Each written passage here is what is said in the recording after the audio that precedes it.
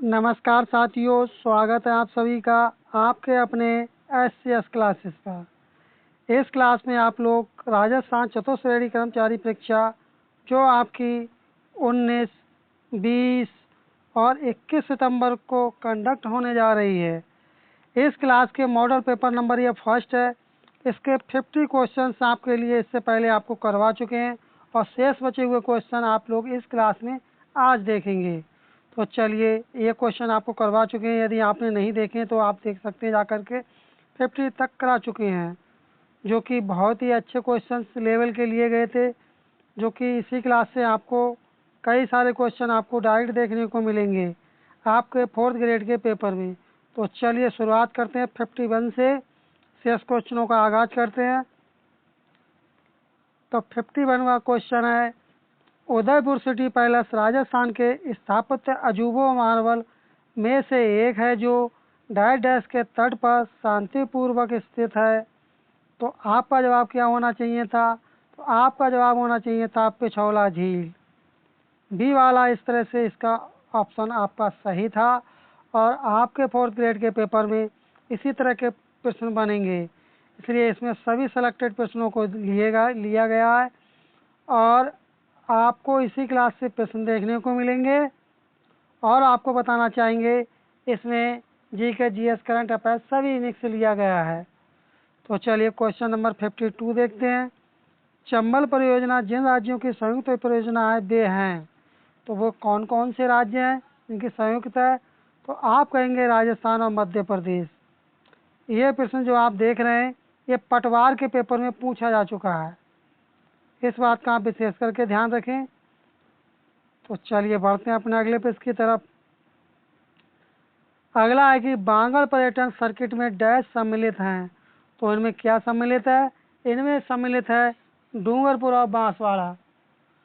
तो चलिए बढ़ते हैं अपने अगले प्रश्न की तरफ। अगला प्रश्न है कि पूर्व पश्चिम गलियारा राजस्थान के निम्नलिखित में से किस जिले से नहीं गुजरता है? तो जिला पूछा गया, कौन से जिले से नहीं गुजरता है? तो ये भी प्रश्न बन सकता है आपके 4th ग्रेड के पेपर में। तो आपका जवाब हो जाएगा झालावाड़ से नहीं गुजरता, लेकिन आपका कोटा से भी गुजरता है, बूंदी से भी गुजरता है और 12 जिले से भी गुजरता है। चलिए बढ़ते हैं अपने अगले प्रश्न की तरफ। अगला है, निम्न में से किस जिलायुगों में से डोंग क्षेत्र विकास कार्यक्रम संबंधित है? तो संबंधित पूछा गया है, तो आपका जवाब हो जाएगा करौली, सवाई माधोपुर, धौलपुर और बारा। इस तरह से बी वाला ऑप्शन आपका सही जवाब होगा। इन प्रश्नों को आप इस तरह से लगाएं जिस तरह से आप एग्जामिनेशन हॉल में 4th ग्रेड का पेपर दे रहे हों। चलिए अगला प्रश्न, मानमोरी शिलालेख राजस्थान के किस क्षेत्र से संबंधित है? तो ये क्षेत्र आपका हो जाएगा चित्तौड़ का। क्या हो जाएगा? चित्तौड़ का क्षेत्र। अगला प्रश्न है कि कौन शाही प्रतिहार सम्राट महेंद्रपाल प्रथम का गुरु था? तो गुरु पूछा गया है, तो आपका जवाब होना चाहिए राजशेखर। सी वाला ऑप्शन आपका सही उत्तर होगा। चलिए अब अगला प्रश्न। अगला है कि जागीर शब्द किस भाषा से लिया गया है? तो जागीर जो शब्द किस भाषा से लिया गया है? तो आपका उत्तर होगा फारसी भाषा से लिया गया।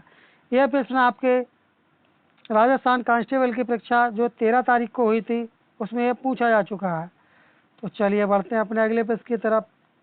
अगला ये अपना सुमेलित करने के लिए, चलिए सुमेल करते हैं। इसके लिए 59 के क्वेश्चन, 59 नंबर का क्वेश्चन को सुमेलित करते हैं। तो देखिए, बिजौलिया का संबंध किससे हो जाएगा, किस सन से हो जाएगा? प्रारंभ होने का समय 1897 में शुरू हुआ था बिजौलिया। और आपका सीकर कब शुरू हुआ था? सीकर आपका शुरू हुआ था 1922 में। और आपका डावला कब शुरू हुआ था? डावला आपका शुरू हुआ था 1947 में। और चंडावल आपका शुरू हुआ था 1945 में। तो इस तरह से मैच करने के बाद में जो ऑप्शन आपका ठीक बैठ रहा है वो आपका बी वाला ऑप्शन आपका सही उत्तर होगा। तो चलिए बढ़ते हैं इसी तरह से अगले प्रश्न की तरफ। अब अपना प्रश्न है 60 नंबर का प्रश्न है, किस आयोग की सिफारिश पर माउंट आबू एवं अजमेर मेवाड़ा का विलय राजस्थान में किया गया था? तो किसके आयोग की सिफारिश पर किया गया था इसका विलय? तो आपका जवाब होना चाहिए राजस्थान पुनर्गठन आयोग के द्वारा। डी वाला उत्तर आपका सही जवाब होगा। अगला प्रश्न है कि मेवाड़ प्रजामंडल की स्थापना डैश द्वारा की गई थी। वेरी वेरी इंपॉर्टेंट क्वेश्चन है ये, आपके 4th ग्रेड के पेपर में आपको अवश्य मिलेगा देखने को। तो आपका सही जवाब हो जाएगा मणिक्यलाल वर्मा। डी वाला ऑप्शन इस तरह से आपका सही उत्तर होगा। तो चलिए बढ़ते हैं अपने अगले प्रश्न की तरफ। 1857 की क्रांति में अंग्रेज एवं जोधपुर राज्य की संयुक्त सेना को किसने पराजित किया था? तो इस संयुक्त सेना को किसने पराजित किया था? आप कहेंगे ठाकुर कुशाल सिंह ने इसे पराजित किया था। ये वाला ऑप्शन आपका सही उत्तर हो जाएगा, जो कि वेरी वेरी इंपॉर्टेंट क्वेश्चन है। चलिए बढ़ते हैं अपने अगले प्रश्न की तरफ। अगला है कि आमेर के जयसिंह फर्स्ट को मिर्जा राजा की उपाधि किसने दी थी? तो ये उपाधि किसने दी थी? ये उपाधि दी थी शाहजहां ने दी थी। सी वाला ऑप्शन आपका सही उत्तर हो जाएगा। चलिए अगला प्रश्न। अगला है कि निम्न में से राजस्थान में ताम्रयुगीन सभ्यता का प्रारंभिक केंद्र किसे माना जाता है? तो केंद्र पूछा गया है, तो आपका केंद्र हो जाएगा गणेश्वर, जो कि ये प्रश्न कई बार पूछा जा चुका है। राजस्थान की ऐसी कोई परीक्षा नहीं है जिसमें ये पूछा ना गया हो। चलिए अगला प्रश्न। अगला है कि निम्नलिखित में से कौन सी महिला राजस्थान से संबंधित है जो राजनीतिक जागृति और विकास का हिस्सा थी? तो आपका जवाब हो जाएगा अंजना देवी चौधरी। ये वाला ऑप्शन आपका सही उत्तर हो जाएगा। अगला है कि दुर्ग जो मानसून महल के नाम से भी जाना जाता है, ऐसा कौन सा दुर्ग है जो मानसून महल के नाम से जाना जाता है? तो आपका जवाब हो जाएगा सज्जनगढ़ के लिए जाना जाता है। चलिए अगला प्रश्न। अगला है कि पंसारी की हवेली स्थित है। तो हवेलियों से संबंधित आपको एक प्रश्न आपके 4th ग्रेड के पेपर में अवश्य मिलेगा, क्योंकि राजस्थान में आपने देखा होगा सबसे ज़्यादा हवेलियाँ। तो यह सांस्कृतिक विरासत है राजस्थान की और पूरे भारत की भी है। तो इस पर्पज से ये प्रश्न आपको हवेली से संबंधित एक प्रश्न आपको अवश्य देखने को मिलेगा। तो आपका सही जवाब आपका हो जाएगा श्री माधोपुर। डी वाला ऑप्शन आपका सही जवाब हो जाएगा। चलिए अगला प्रश्न। अगला है कि सोपान शाह चरित्रम क्या है? तो ये क्या है? तो आपका जवाब हो जाएगा चित्रित ग्रंथ है। क्या चीज? चित्रित ग्रंथ है। चलिए अगला प्रश्न। अगला प्रश्न है कि 69 नंबर का प्रश्न है कि किस जिले की ब्लैक पॉटरी फूलदानों, प्लेटों और मटकों के लिए प्रसिद्ध है? तो आपका जवाब हो जाएगा कोटा। कोटा फेमस है। चलिए अगला प्रश्न। अगला ये अपना ये सम्मिलित करने के लिए पूछा गया है। तो देखिए, एक तारा का संबंध किससे हो जाएगा? तत्वाद से हो जाएगा। दूसरा वाला ठीक हो जाएगा, क्या हो जाएगा दूसरा वाला? और अलगोजा का संबंध हो जाएगा आपका सुपरी बात से हो जाएगा। और आपका झांझ का संबंध आपका हो जाएगा घन बात से हो जाएगा। और मादल का आपका संबंध हो जाएगा, मादल का आपका संबंध किससे हो जाएगा? मादल का संबंध आपका हो जाएगा अवनतवाद से। तो इस तरह से आपका ये वाला जो ऑप्शन होगा यही आपका सही उत्तर होगा। चलिए अगला प्रश्न। अगला है कि जोधपुर में निम्न में से कौन सी छतरी स्थित नहीं है?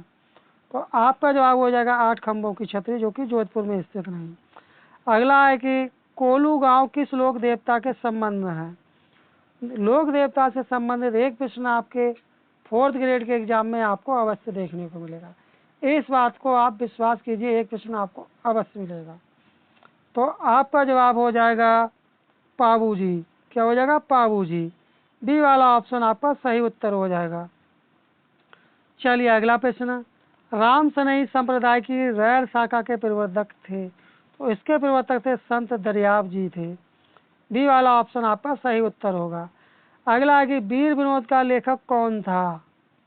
तो ये पुस्तक पूछी गई है, तो इसका लेखक था कविराज श्यामल दास जी थे। सी वाला आपका उत्तर सही होगा।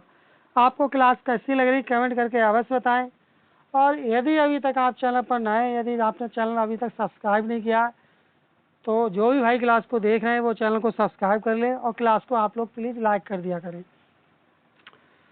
तो बढ़ते हैं अपने इसी क्रम में आगे प्रश्नों की तरफ। अगला है कि मारवाड़ में दामड़ी क्या था? तो दामड़ी पूछा गया है, तो आपका जवाब हो जाएगा ओढ़नी का एक प्रकार था। क्या था? ओढ़नी का एक प्रकार था। अगला है कि संविधान सभा ने B.R. अम्बेडकर की अध्यक्षता में प्रारूप समिति का गठन कब किया गया था? तो प्रारूप समिति का गठन पूछा गया है, तो आपका जवाब हो जाएगा 29 अगस्त 1947। चलिए बढ़ते हैं अपने अगले प्रश्न की तरफ। अगला प्रश्न है कि क्वेश्चन नंबर 77 है, कौन सा मौलिक अधिकार नागरिकों एवं गैर नागरिकों दोनों के लिए उपलब्ध है? तो आपका जवाब हो जाएगा अनुच्छेद 14, जो कि सबके लिए है। चलिए बढ़ते हैं अपने अगले प्रश्न की तरफ। अगला है कि गांधीवादी सिद्धांत ने असंबद्ध भारतीय संविधान का अनुच्छेद कौन सा है? तो आपका जवाब इसमें क्या होना चाहिए, जरा आप कमेंट करेंगे इसका सही जवाब क्या होगा। तो आपका सही जवाब हो जाएगा अनुच्छेद 38। ए वाला जो ऑप्शन आपका होगा यही आपका सही जवाब होगा। चलिए अगला प्रश्न देखते हैं, क्वेश्चन नंबर 79 का देखते हैं। सरकारी संपत्ति को नष्ट करना क्या है? मान लीजिए यदि कोई व्यक्ति सरकारी संपत्ति को नष्ट करता है तो क्या होगा? तो ये क्या है? तो आपका जवाब होना चाहिए नागरिक कर्तव्य है। क्या चीज़? सरकारी संपत्ति को नष्ट ना करना क्या है? तो ये क्या हो जाएगा? सरकारी संपत्ति को नष्ट ना करना तो क्या हो जाएगा? नागरिक का ये कर्तव्य है, प्रत्येक नागरिक का।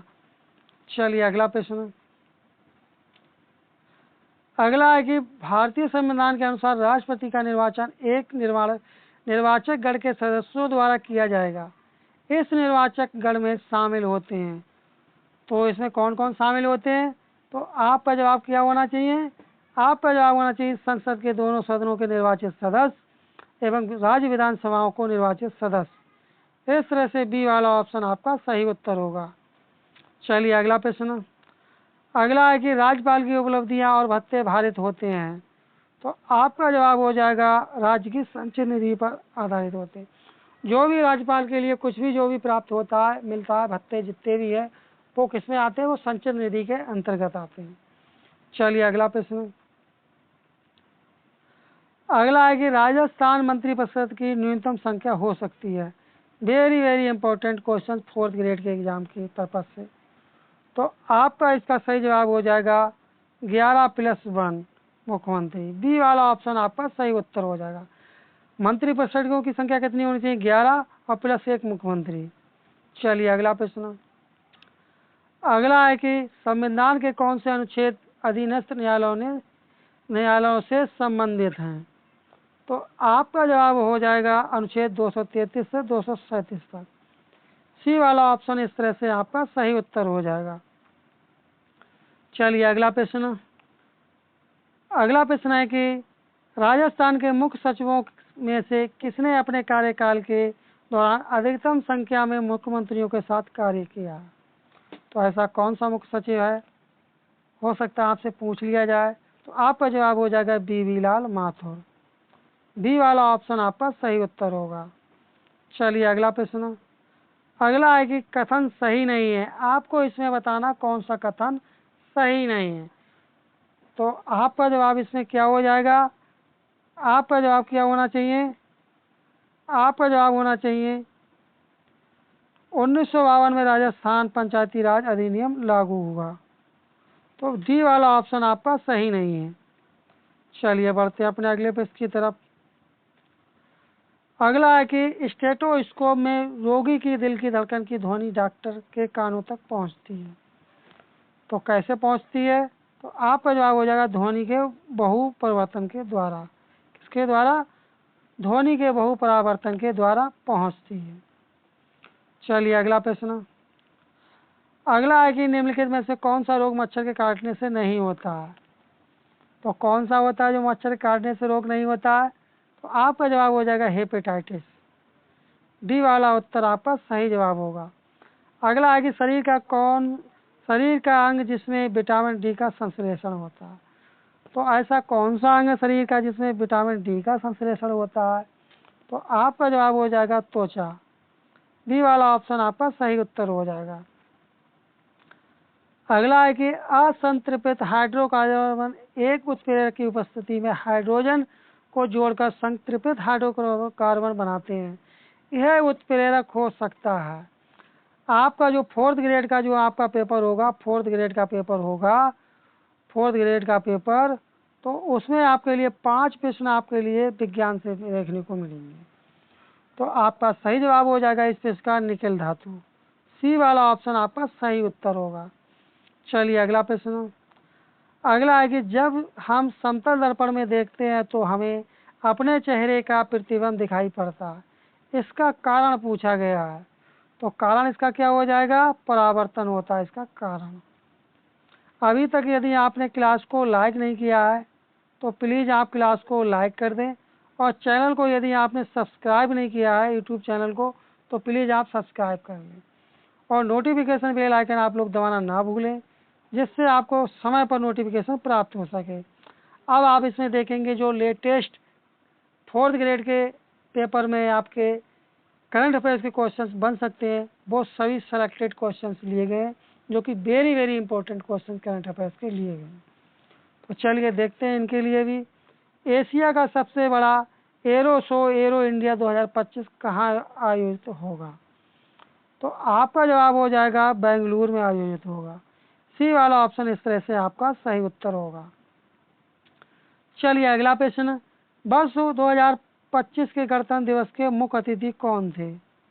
आप देख रहे होंगे कितना इम्पोर्टेंट क्वेश्चन है, जो कि लिए तो सभी प्रश्न इस क्लास में MCQ टाइम में लिए गए, लेकिन ऐसा नहीं कि सभी आ जाएंगे, लेकिन इसमें से आपको प्रश्न अवश्य देखने को मिलेंगे।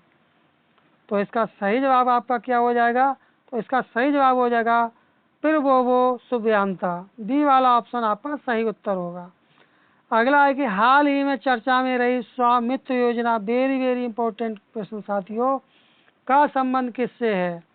तो आपका जवाब हो जाएगा पंचायती राज मंत्रालय से इसका संबंध है। इस तरह से सी वाले को आप लोग टिक करेंगे। चलिए अगला प्रश्न। अगला है कि राजस्थान के मुख्यमंत्री शिक्षित राजस्थान अभियान का पुराना नाम क्या था? तो पुराना नाम हो सकता है आपसे पूछ ले, तो आपका जवाब हो जाएगा राजस्थान के शिक्षा में बढ़ते कदम। बी वाला ऑप्शन आपका सही उत्तर होगा। चलिए अगला प्रश्न। किस जिला विधिक सेवा प्राधिकरण द्वारा बाल विवाह रोकने के लिए अभियान अभी नहीं अभियान की शुरुआत की गई है? तो आपका जवाब हो जाएगा जयपुर से शुरुआत की गई है। बी वाला ऑप्शन आपका सही उत्तर हो जाएगा। चलिए अगला प्रश्न। अगला है कि चीन में आयोजित वर्ल्ड इंटरनेशनल मैथमेटिकल ओलंपियाड 2025 में राजस्थान के किस छात्र ने रजत पदक जीता है? राजस्थान से संबंधित है, मोस्ट इम्पोर्टेंट क्वेश्चन है साथियों, ये आप अच्छे से तैयार कर लें। ये आपके फोर्थ ग्रेड के पेपर में आपको अवश्य देखने को मिलेगा, आपके पेपर में बिल्कुल छपा हुआ मिलेगा। तो आपका सही जवाब हो जाएगा अरमान अग्रवाल। क्या हो जाएगा? कौन हो जाएंगे? तो 96 का आपका सही जवाब क्या हो जाएगा? आपका सही जवाब हो जाएगा अरमान अग्रवाल। कौन हो जाएंगे? अरमान अग्रवाल। ये वाला ऑप्शन आपका सही उत्तर हो जाएगा। चलिए बढ़ते हैं अपने अगले प्रश्न की तरफ। अगला है कि हाल ही में लॉन्च किए गए सुप्रीम कोर्ट के ध्वज पर अंकित ये तो धर्म ईश्व तो जया, क्या चीज? ये तो धर्म ईश्व तो जया, इस श्लोक किससे लिया गया है? तो आपका सही जवाब हो जाएगा महाभारत के भीष्म पर्व से लिया गया। चलिए बढ़ते हैं अपने अगले प्रश्न की तरफ। अगला प्रश्न है कि अगला है कि 2 जनवरी 2025 को मेजर ध्यानचंद खेल रत्न पुरस्कार 2024 से किन खिलाड़ियों को सम्मानित किए जाने की घोषणा की गई? तो घोषणा पूछी गई किनके लिए, किनके नामों का घोषणा किया गया है?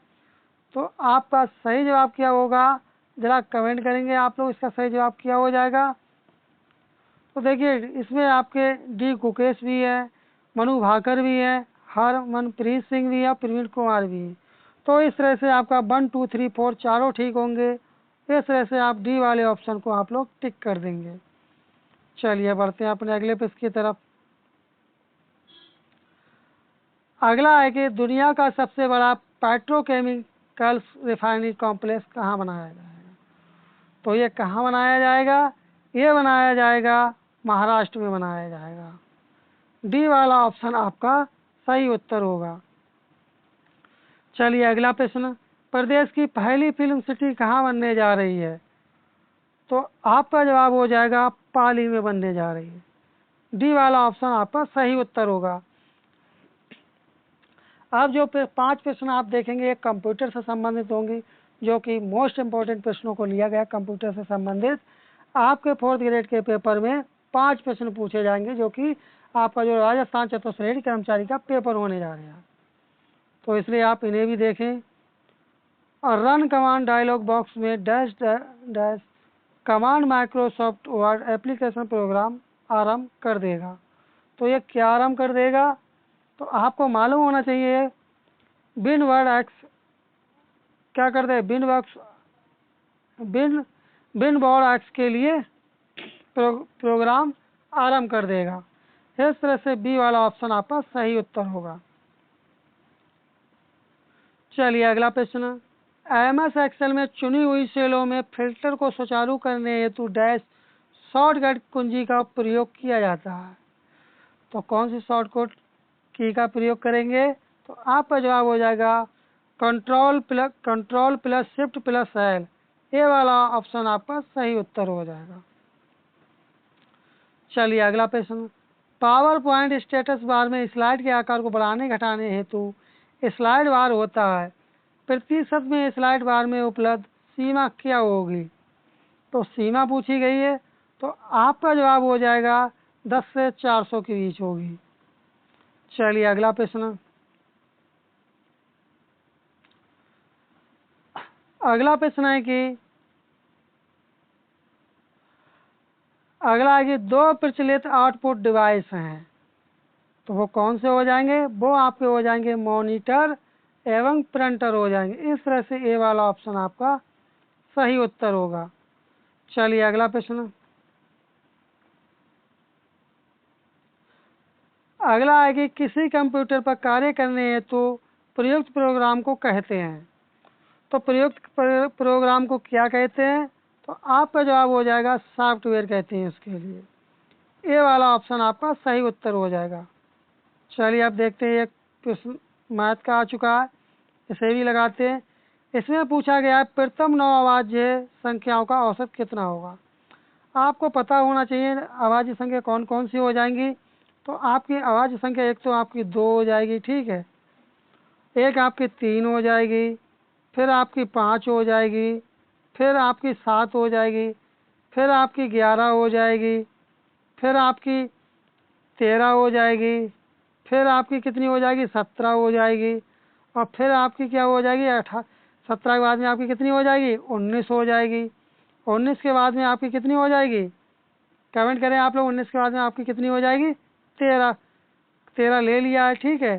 तो इस तरह से आपकी ये 9 संख्याएं होती हैं। इन 9 संख्याओं का योग करने के बाद में आप इनका योग करेंगे तो आपका 100 आएगा, और 100 को जब 9 से भाग करेंगे तो आपका उत्तर आ जाएगा 11 सही 1/9, इसका सही उत्तर होगा।